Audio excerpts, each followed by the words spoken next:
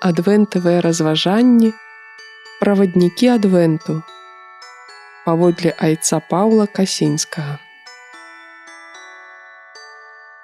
Ян Хрысціцель. Звычайна ён уяўляецца нам аскетычным прарокам, чалавекам, які застаецца на пустыні і пакутуе.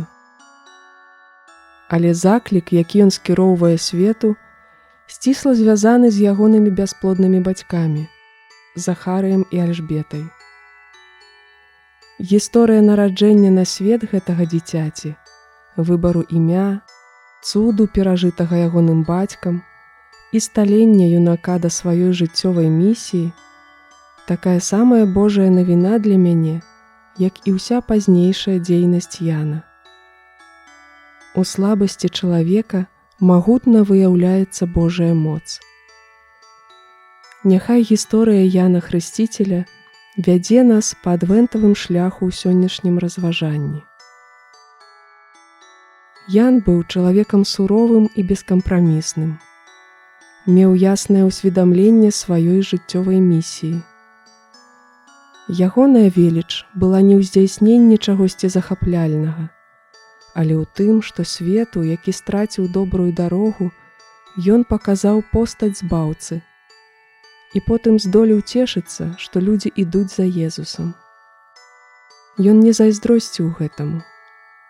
Ён ведаў, што пасланы перад Месіяй, і быў рады, што Пан узрастае, а ён змяншаецца. Евангелие паводле святого Лукі, раздзел 1. Прабыла Марыя ў Альжбеты каля 3 месяцаў і вярнулася ў свой дом. Альжбеце ж надышоў час нараджаць, і яна нарадзіла сына. Калі пачулі суседзі і сваякі яе, што Пан учыніў вялікай міласэрнасць сваю да яе, радаваліся разам з ёю. На 8-й дзень прыйшлі абразаць дзіця і хацелі назваць яго імем бацькі ягонага Захарыем. Але адказваючы маці ягоная сказала: «Не, але будзе названы Янам». Тады сказалі ёй: «Няма нікога з тваёй радні, хто б называўся такім імем». У бацькі ж ягонага пыталіся на мігах, як бы хацеў назваць яго. Ён папрасіў таблічку, напісаў: «Ян» імя яго. І ўсе здзівіліся. У гэты момант адразу адкрыліся вусны ягоныя і развязаўся язык ягоны, і ён загаварыў, праслаўляючы Бога. Ахапіў страх усіх суседзяў іхніх, і па ўсёй горнай краіне Юдэі яны расказвалі пра ўсё гэта. Усе, хто чуў, разважалі пра гэта ў сэрцах сваіх і казалі: «Што ж гэта будзе за дзіця? Бо рука Пана была з ім». А Захарыя, бацька яго, напоўніўся Духам Святым і прарочыў, кажучы: «А ты, дзіцятка, прарокам найвышэйшага будзеш названа, бо пойдзеш прад абліччам Пана падрыхтаваць шляхі яму, каб даць народу ягонаму пазнаць збаўленне праз адпушчэнне яго грахоў, дзякуючы сардэчнай міласэрнасці нашага Бога, у якой наведаў нас усход з вышыні, каб асвятліць тых, хто сядзіць у цемры і ў цені смяротным, каб накіраваць ногі нашыя на шлях спакою». А дзіця расло і ўзмацнялася духам, і заставалася на пустыні да дня свайго з'яўлення перад Ізраэлем.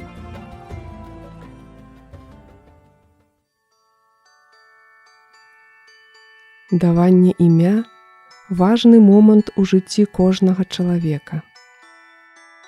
Імя апісвае мяне, надзяляе выключнасцю, дазваляе адчуваць сябе асаблівым, адзіным.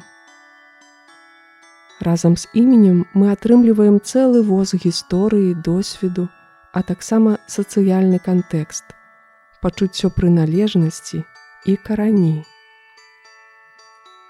Няхай загучыць у маіх вушах жаданне Альжбеты і Захарыі.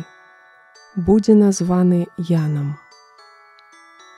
Гэтае імя даў яму Бог, які дзейнічае, пераадольвае бясплоднасць і чалавечую немач, вызваляе ад ганьбы.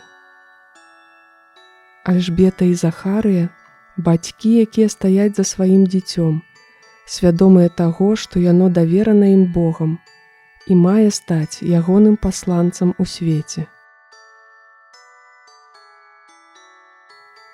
Суседзі і сваякі, бачучы, што сталася падчас абразання Яна, дзівіліся і разважалі, кім ён будзе. Захарыя прадказвае, што дзіця стане прарокам і будзе рыхтаваць шляхі Месіі. Атачэнне грае важную ролю ў жыцці кожнага чалавека. Можа перашкаджаць, адцягваць нас, замінаць рэалізацыі нашага паклікання, але можа таксама быць дапамогай, натхненнем, можа дапамагаць нам станавіцца тым, кім Бог хоча нас бачыць.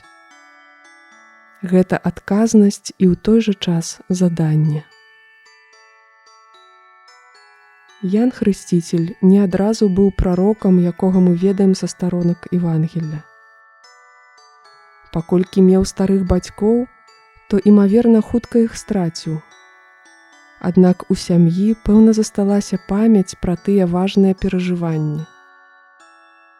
Суседзі не раз апавядалі, што тады адбывалася. Памяць пра вялікія Божыя справы жыла і фармавала Яна. А хлопчык рос і ўзмацняўся духам.